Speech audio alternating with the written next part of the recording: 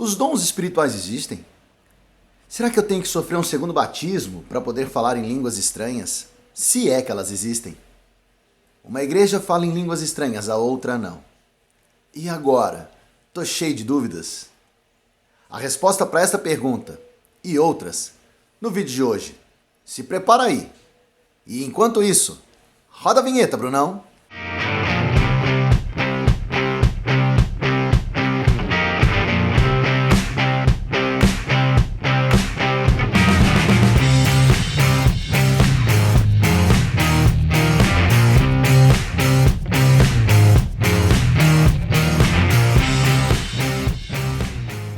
Só lembrando que nós não queremos convencer ninguém, mas apenas mostrar a nossa interpretação sobre tudo isso.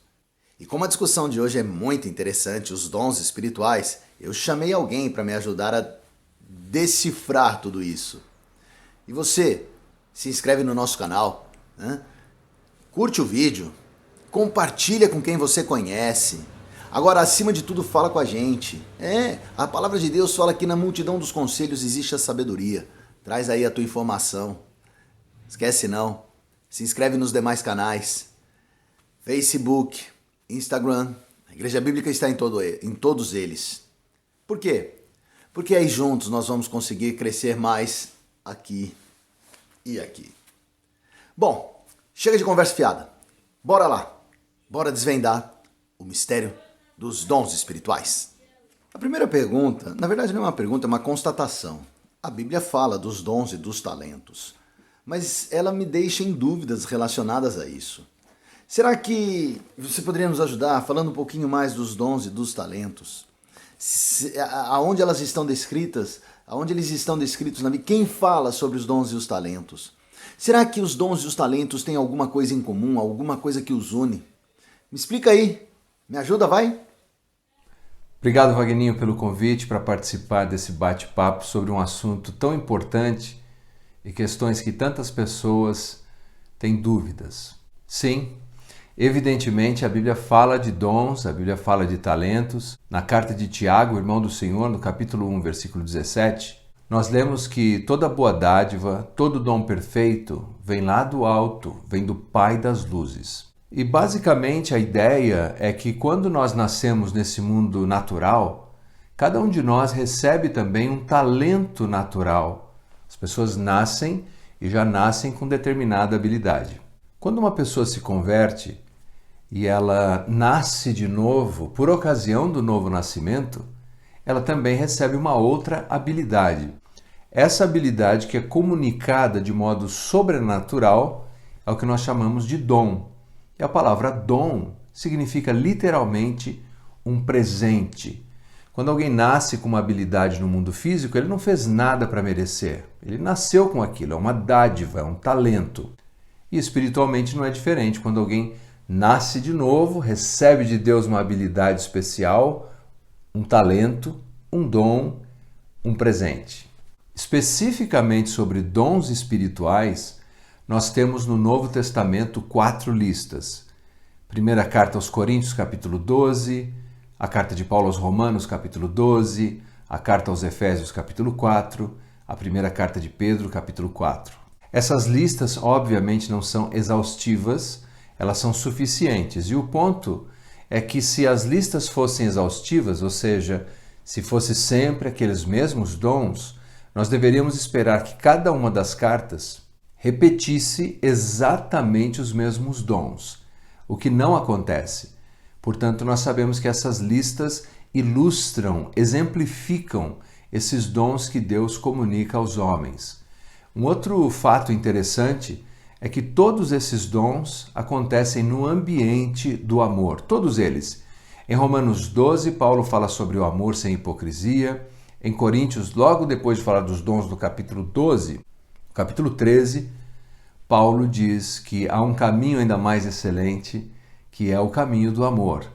E na carta aos Efésios, o contexto nos fala de amor, e na primeira carta de Pedro também.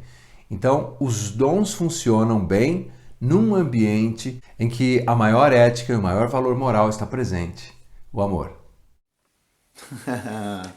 Entendi, pastor, entendi. Bom, agora que vocês já sabem quem é o nosso convidado misterioso, pastor Leandro, obrigado. Mas eu tenho uma outra dúvida, pastor. Por que os dons existem? Quais os motivos, ou qual o motivo de Deus ter nos dado os dons? E deixa eu fazer uma pergunta. Os dons hoje, eles ainda existem? Quando nós estudamos esse assunto sobre dons, existem praticamente 3 escolas de interpretação. Uma se chama cessacionismo. O cessacionismo afirma que os dons foram utilizados, os dons de sinais, para autenticar o ministério apostólico. E, portanto, quando o último apóstolo morreu, no caso João, os dons morreram com ele. Os dons não eram mais necessários, uma vez que o cânon, a escritura, a Bíblia, estava completo e o último apóstolo cumpriu a sua missão, tendo seu ministério autenticado. Em outras palavras, nós podemos confiar no que eles escreveram como palavra de Deus, porque por meio de fenômenos sobrenaturais, eles atestaram a realidade da sua autoridade espiritual como apóstolos de Cristo. É por isso que não cremos em sucessão apostólica, no sentido de que existem outros apóstolos com a mesma autoridade daqueles que foram testemunhas oculares da ressurreição de Jesus. Para nós, quem substituiu os apóstolos foi a própria Escritura dos apóstolos, e nós norteamos a nossa fé por meio dela. Por isso costuma-se dizer que a Bíblia é a nossa única regra de fé e de prática. A segunda escola chama-se continuismo. O continuismo afirma o contrário, que todos aqueles dons, exatamente como estão escritos na Bíblia, continuam ainda hoje funcionando da mesma maneira. Evidentemente, as duas posições que se polarizam em extremos carecem de resolver algumas questões. Por exemplo, para o cessacionista, é muito difícil provar apenas exegeticamente que esse é um fato, de que quando o último apóstolo morreu, todos os dons se foram com ele. E me parece que acaba tirando, inclusive, a oportunidade em países onde eles não têm escritura na sua totalidade, até mesmo a possibilidade de Deus agir de modo tão extraordinário. E internamente nós não encontramos evidências suficientes que deem essa sustentação. Por outro lado, o continuista também sofre com alguns problemas. Primeiro porque, evidentemente, quando estudamos as epístolas mais antigas, nos deparamos com o declínio daqueles sinais miraculosos. Veja que Paulo, quando ele escreve a Timóteo que estava doente, ao invés de apenas orar pela cura de Timóteo, Paulo dá uma receita de um medicamento. Eles não tomam apenas água, mas colocam um pouco de vinho, que era um antisséptico para a água, que era insalubre naqueles dias. E nós precisamos reconhecer que, ainda que os dons sejam contemporâneos, existe uma diferença de grau. Por exemplo, mesmo entre os continuistas, nenhum deles diria que a palavra profética que alguém pronuncia hoje tem o mesmo peso daqueles que profetizaram a Escritura. Porque, do contrário, nós teríamos que continuamente inserir novos livros na Bíblia e nós sabemos que o cânon foi fechado. Nós temos 66 livros inspirados e não podemos acrescentar nenhum livro novo ali. Então, se existe algum tipo de profecia em nossos dias, evidentemente ela não tem o mesmo grau de autoridade daquelas pronunciadas nos primeiros dias da igreja cristã. A terceira escola é conhecida como abertura com cautela. Quer dizer, Deus pode manifestar os dons. A primeira carta aos Coríntios, capítulo 12, versículo 7, me parece que aponta para essa abertura cautelosa quando diz assim: mas a manifestação do Espírito é concedida a cada um visando um fim proveitoso. Nesse sentido, a soberania de distribuir dons e regular os dons é do Espírito Santo, ou seja, do próprio Deus. E possivelmente uma aplicação odierna, considerando que nós já temos a Escritura, a profecia hoje, porque a palavra significa simplesmente falar da parte de alguém, um profeta seria apenas um porta-voz. Quando alguém prega a Escritura, ele está na prática profetizando. No caso específico do dom de línguas, não seria difícil atestar a realidade dele, desde que alguém consiga falar um idioma não aprendido por meios ordinários. Eu entendo que a abertura com cautela me parece que é a interpretação mais equilibrada do texto bíblico e corresponde melhor com a realidade das pessoas que servem a Cristo hoje em dia. Eu acredito que seja oportuno dizer que, uma vez que os dons se manifestam sempre num ambiente regulado pela atmosfera do amor cristão, do amor fraterno, do amor sacrificial, ele jamais deveria nos dividir. A ideia é que os dons existem para melhor servir a Igreja de Cristo e não para produzir cismas e partidos. E é lógico, né, pastor? Essa pergunta, inegavelmente, ela existiu e ela acho que sempre vai existir. O dom de falar em línguas. Me explica mais isso aí. São línguas que ninguém entende? Como é que funciona tudo isso? O fenômeno glossolálico, isso é de falar em outras línguas, no Novo Testamento, é um fenômeno de falar outros idiomas. E nós podemos ver isso pelo contexto que encontramos em Atos 2. Veja só. E como os ouvimos falar, cada um em nossa própria língua materna, e o texto continua. Somos partos, medos, elamitas, os naturais da Mesopotâmia, Judéia, Capadócia, Ponto e Ásia, da Frígia, da Panfilha, do Egito e das regiões da Líbia, das imediações de Cirene.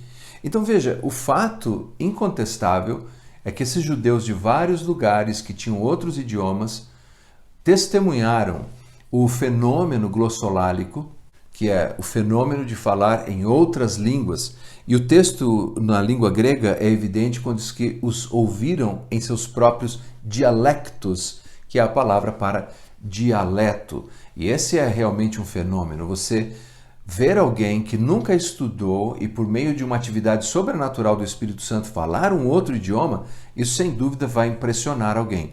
Agora, produzir apenas algarávia, sons desconexos, sem nenhum sentido, é o que a psicologia chama de xenoglossia, em que as pessoas falam sons indefinidos. Isso é presente em vários fenômenos psicológicos, mas não é o dom descrito na Bíblia. O dom descrito na Bíblia é a capacidade de falar um idioma não aprendido, de maneira ordinária. E na carta aos Coríntios, quando Paulo ele vai organizar, por assim dizer, a experiência daquelas pessoas, ele vai colocar o que nós chamamos de ordem e decência no culto público, ele fala da importância de que quem fala em língua possa interpretar, ou seja, que possa haver algum sentido.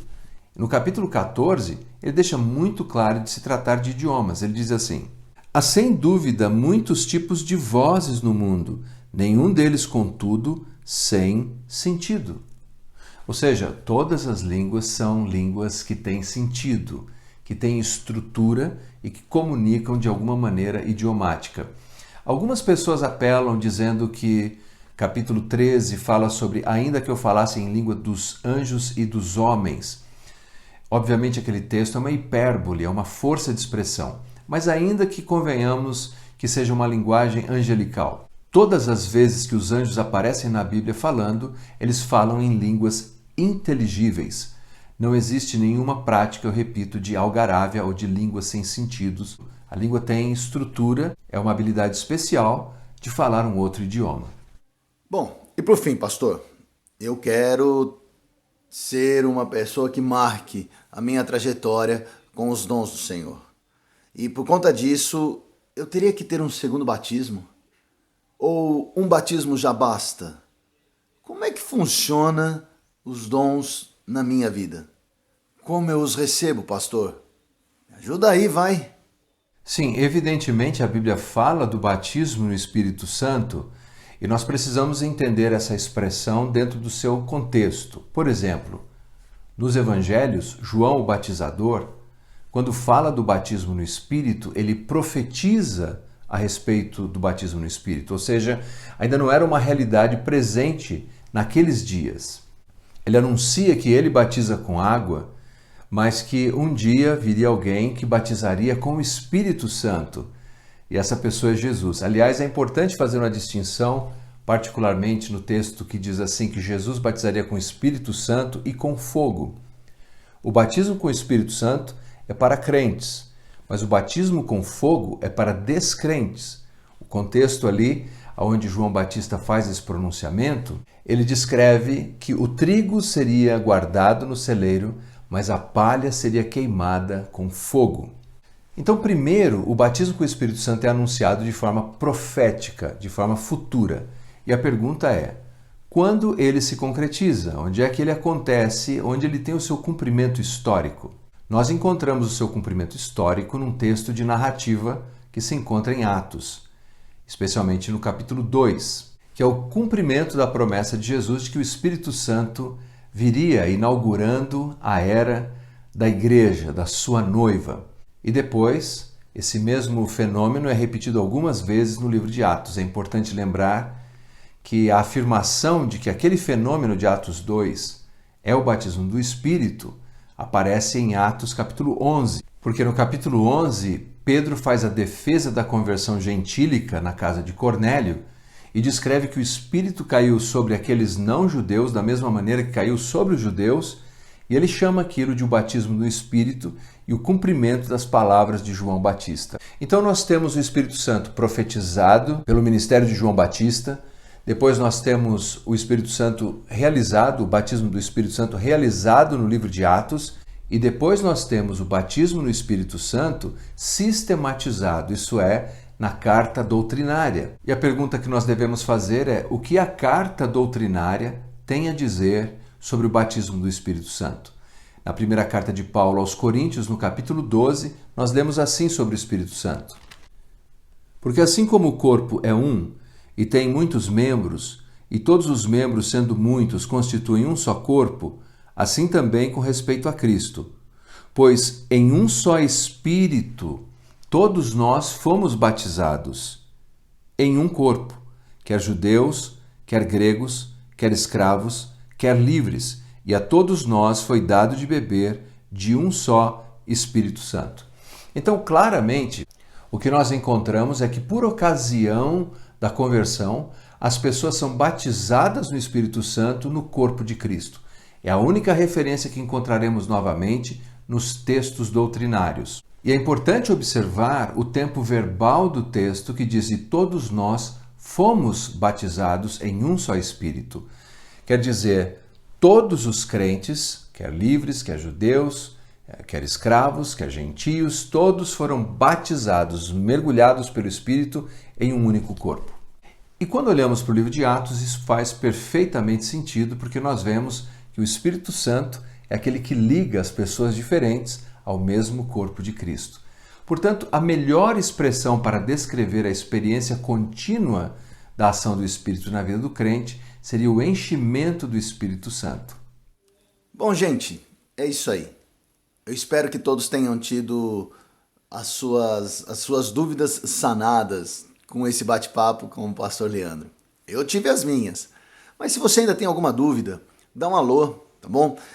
Como você sabe, nós temos a Faculdade Teológica Becar. Lá, os caras têm um material extraordinário que vai tirar e sanar todas as tuas dúvidas. Ou manda aí a tua pergunta, o teu questionamento ou a tua interpretação e tá tudo bem, tá bom? Inegavelmente, aquilo que une os dons, que é o amor, me une e nos une a você. Amamos vocês. Fica na paz do Senhor.